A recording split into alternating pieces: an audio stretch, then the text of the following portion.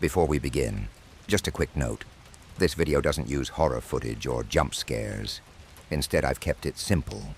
Just real, chilling stories and soft rain sounds in the background. Because sometimes, all it takes is a voice and your own imagination to feel fear. So if you're lying in bed, trying to sleep, just close your eyes, listen, and let the stories unfold.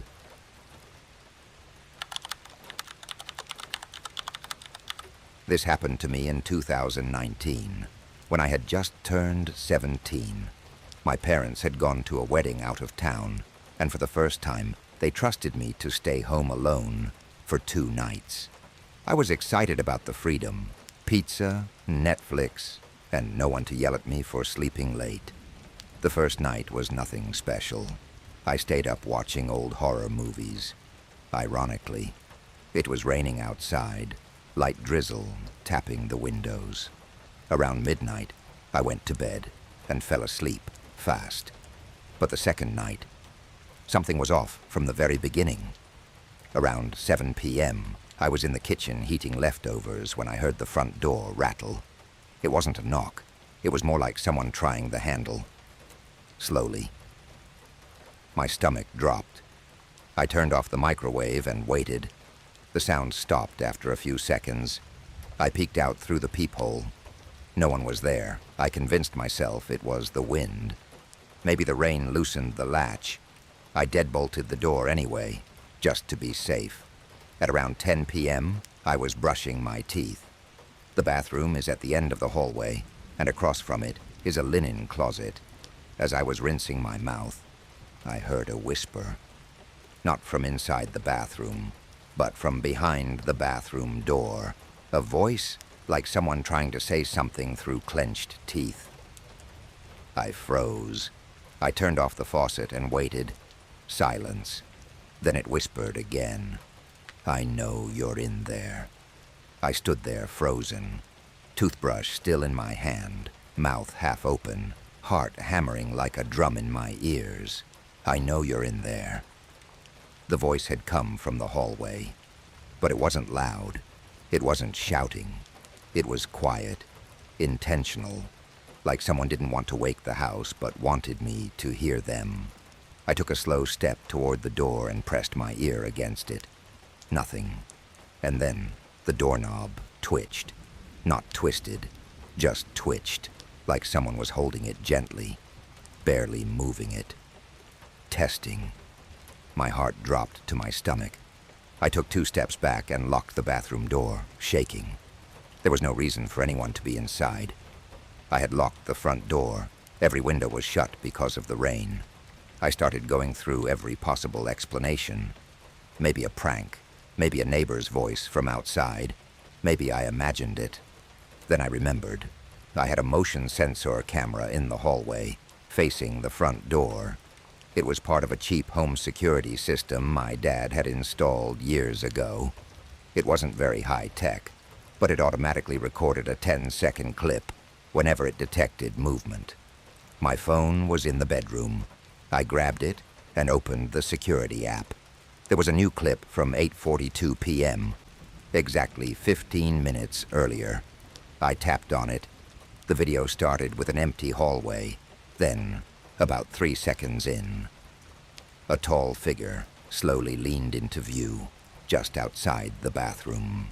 His head tilted, watching the door. His hands moved toward the doorknob, barely touching it. And then he whispered, I know you're in there. His voice was exactly what I heard. And then he looked directly at the camera.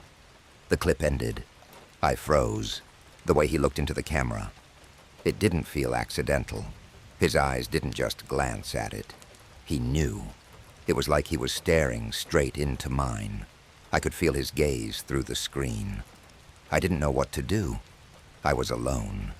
Calling the cops felt dramatic. But what if I didn't? I opened the app again and checked the live feed from the hallway. No one there. Just the flickering light above the entryway, and rain shadows dancing across the wooden floor. My gut said, Don't open that door. I stayed in the bathroom another 20 minutes, pacing. No more sounds, no more voices. Eventually I cracked the door open, toothbrush still clutched like a knife. Hallway was empty. I checked the front door, still locked. Windows, still shut. No footprints, no trace of the man. But here's the part I don't tell everyone. That same night, around 3 a.m., I woke up suddenly. My bedroom was freezing. I reached for my blanket. It wasn't on me. I looked down and saw it was pulled halfway off the bed. At first I thought I kicked it off in my sleep. But when I looked at the floor, there was a wet footprint. Just one. Barefoot. Half printed on the wooden floor like someone had stepped inside with rain still dripping from their feet. I didn't sleep the rest of the night. The next morning, I checked the hallway camera again. No new motion alerts, nothing captured, no sign of anyone. The system didn't catch a thing. I ended up replacing the locks, installing better security, even got a dog a few weeks later. But sometimes, in the middle of the night, I'll wake up for no reason. The dog will be standing at the door, growling at nothing. And when I check the hallway, Sadie, sometimes I feel like the camera is pointed just a little off, just enough to miss what's really out there. So this story was shared with me by a guy named Matt. He's a friend of a friend. Lived alone in Chicago for a while. Back in 2022, he was renting this cheap basement apartment in a quiet neighborhood. You know the kind.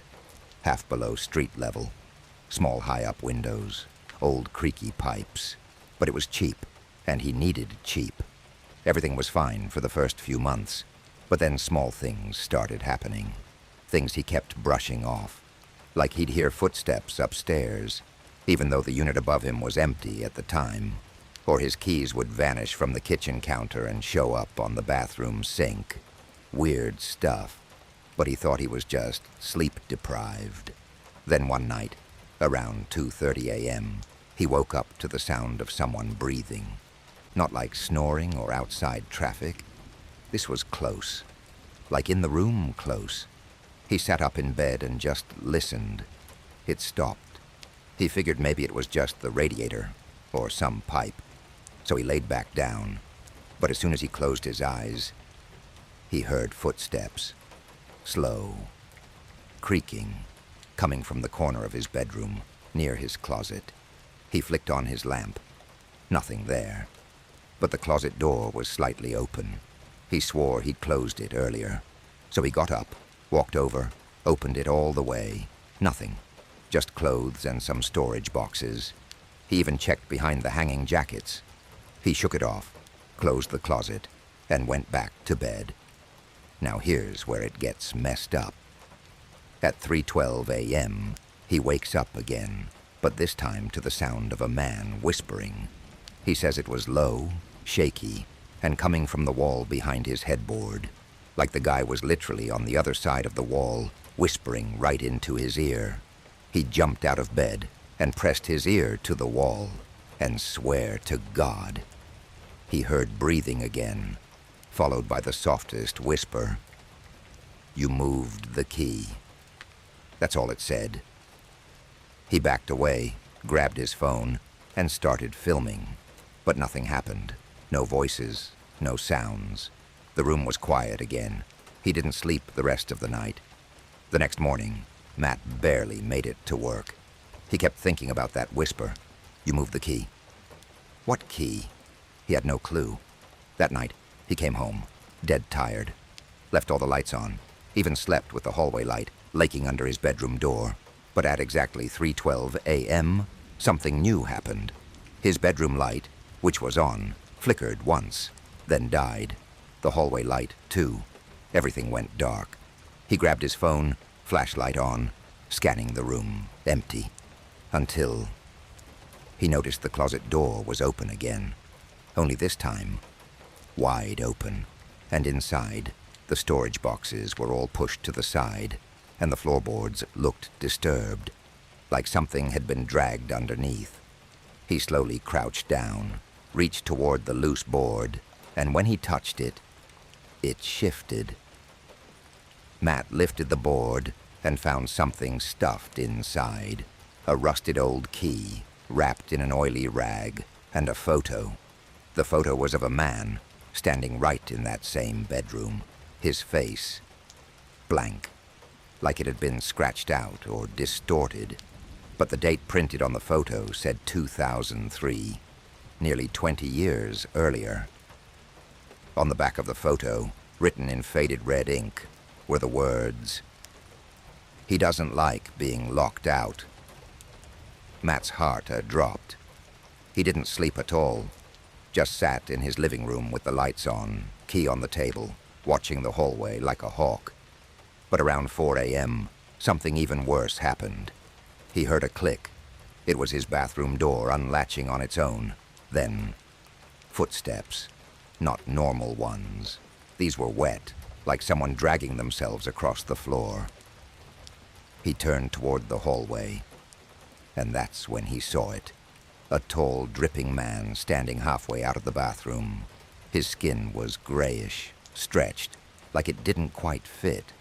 He had no face, just a dark void where it should be. And worse, he was holding that same rusted key. Matt ran, bolted out of the apartment in just socks, phone in hand. He never went back.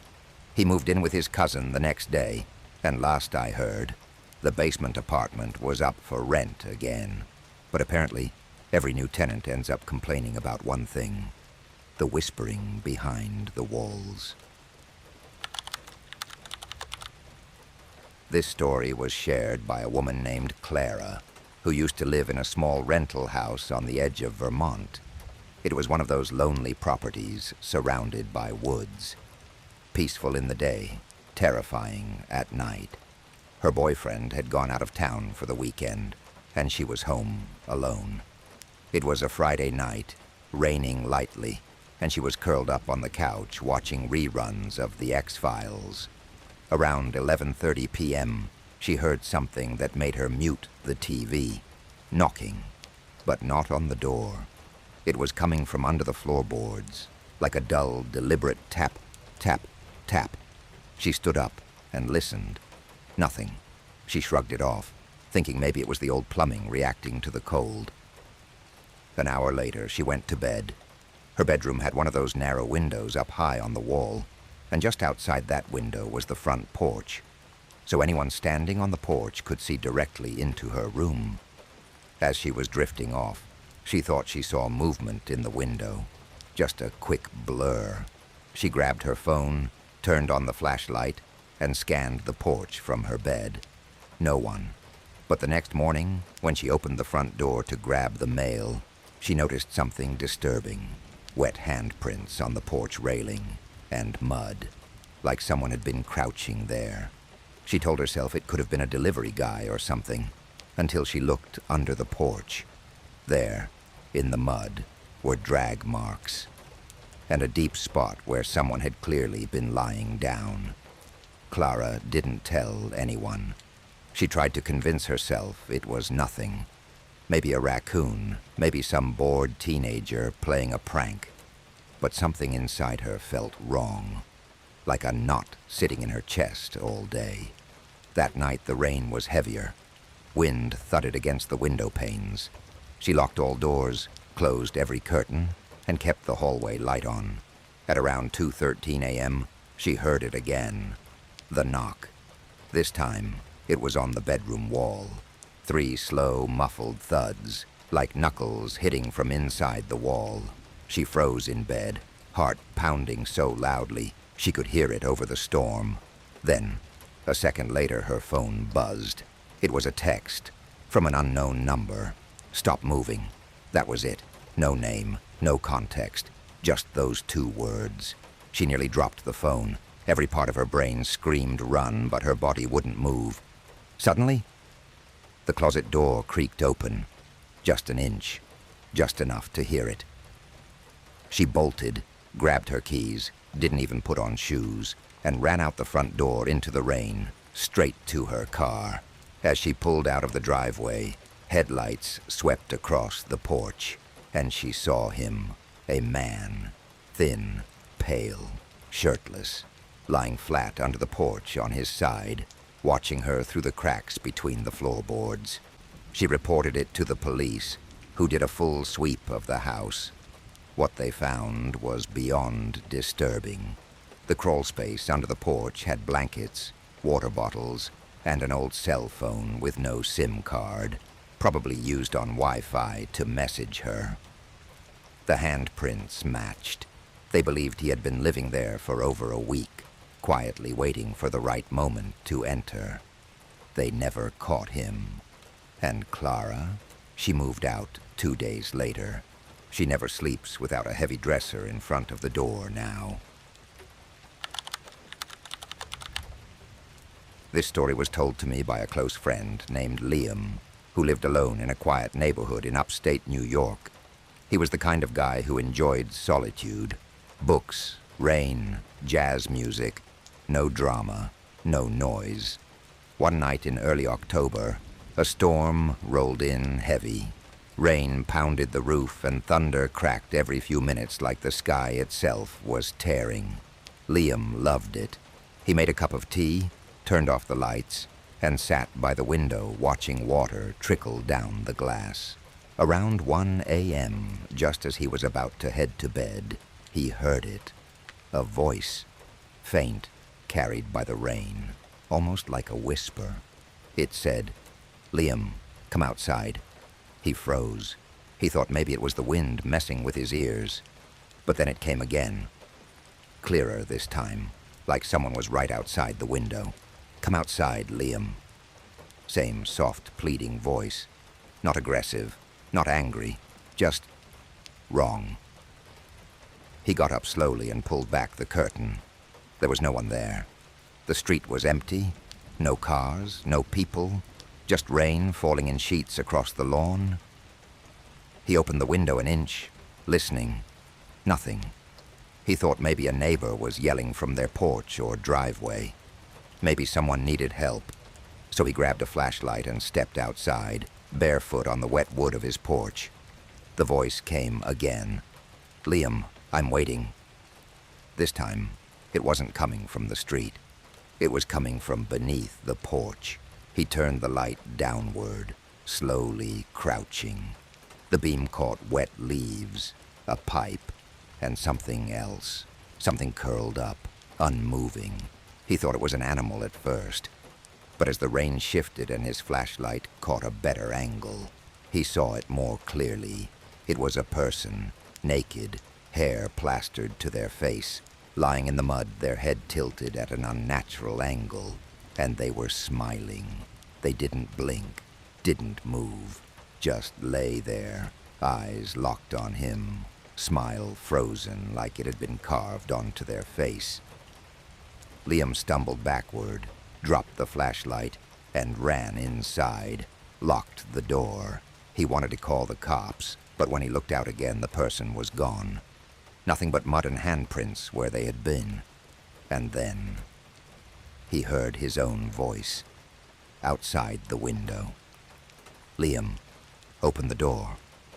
Liam stood in complete silence.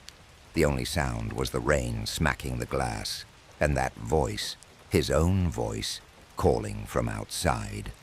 It wasn't just mimicking him. It was him. Same tone, same inflection. It sounded exactly like he was on the other side of the window, whispering, "Open the door, you're safe with me." He backed away slowly, grabbing his phone. His hands were shaking so badly he nearly dropped it. He dialed 911, but the moment the call connected, the screen flickered. Static, then dead. No dial tone, no signal. Then the power went out. The entire house dropped into darkness, leaving only the lightning outside to cast strobe-like flashes through the living room. And in one of those flashes, he saw it. The figure from under the porch was now standing in his hallway, soaking wet. mud trailing behind them across the floor, still smiling, still silent. But its face had changed. It looked like him now. Same clothes, same features. It had become Liam. The real Liam stumbled back, his mind racing. Was he dreaming? Was this a breakdown? Suddenly the figure took a step forward and whispered, "You don't need to be scared anymore. I'm here now. You can sleep." Then the lights flicked back on. The hallway was empty. No wet footprints. No figure. Nothing. But his front door was wide open. He slammed it shut and bolted every lock he had. He stayed up till sunrise, too terrified to sleep. When morning came, he checked the porch. There were muddy handprints on the wall. He called the cops, filed a report, even got cameras installed around the house, but nothing ever showed up on the footage.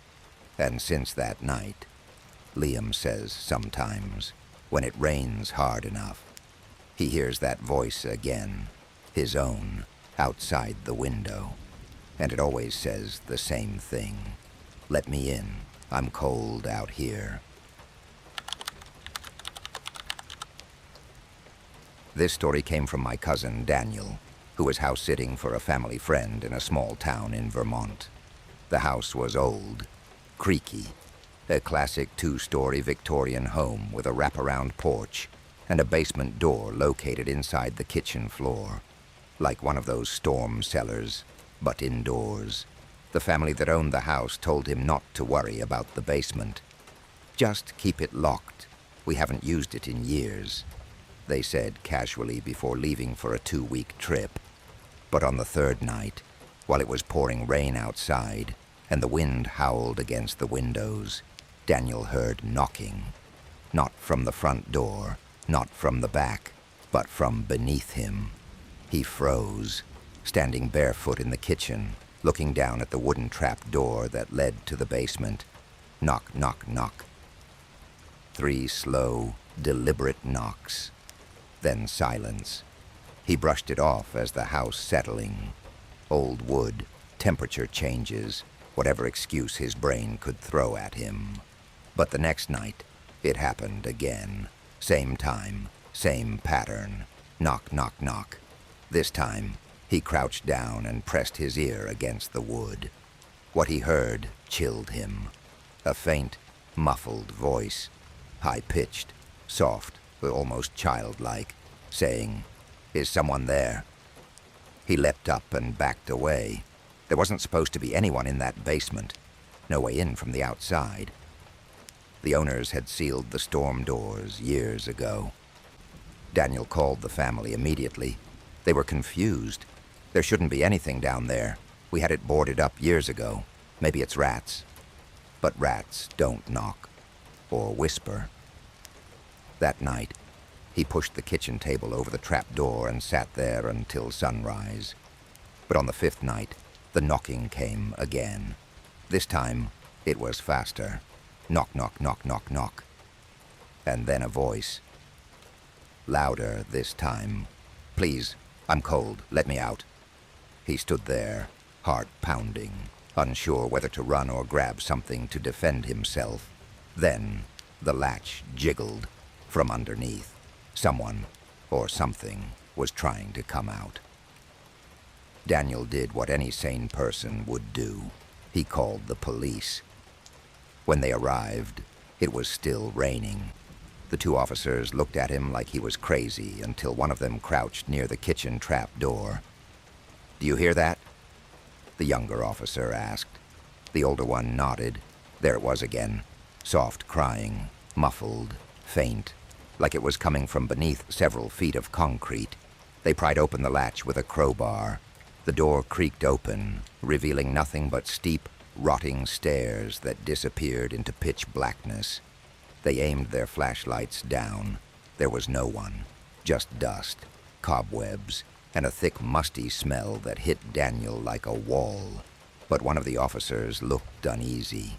"There are footprints," he muttered, "tiny ones, barefoot, leading away from the base of the stairs into the darkness." But there was nowhere to go. The basement had no adjoining rooms, no exit, no vents, just one large empty space, sealed in from every side. Then something else. Carved into the wall at the bottom of the staircase, in chalk, were the words, "I was let out once. You won't make that mistake again." The officers did a sweep, found nothing, told Daniel it must have been his imagination, but the younger one, as he left, whispered to him. My grandmother used to talk about things like this, voices in basements that aren't there during the day. Don't open the door again. Doesn't matter what you hear. That night, Daniel didn't sleep. The rain was louder, wind shook the windows, and then the scratching started. Not on the trap door this time, on the ceiling. His bedroom was directly above the kitchen. Slow, deliberate scratches, back and forth, and then a voice, no longer faint, no longer muffled, but directly above his bed. You didn't let me out, so I let myself in. He never stayed another night in that house. The family returned to find the kitchen trapdoor bolted shut, with 6 nails and a heavy dresser on top. Daniel refused to explain why, but a week later, they heard a knock. Knock, knock, knock, and a child's voice. "Please, I'm cold. Let me out." That's it for tonight. If any of these stories gave you chills, I upload new scary stories every single night, always with soft rain in the background, and no jump scares. So if you're someone who likes falling asleep to horror, consider subscribing. And if you're already part of this little community, thank you for being here. Sleep well, and don't forget to check your windows.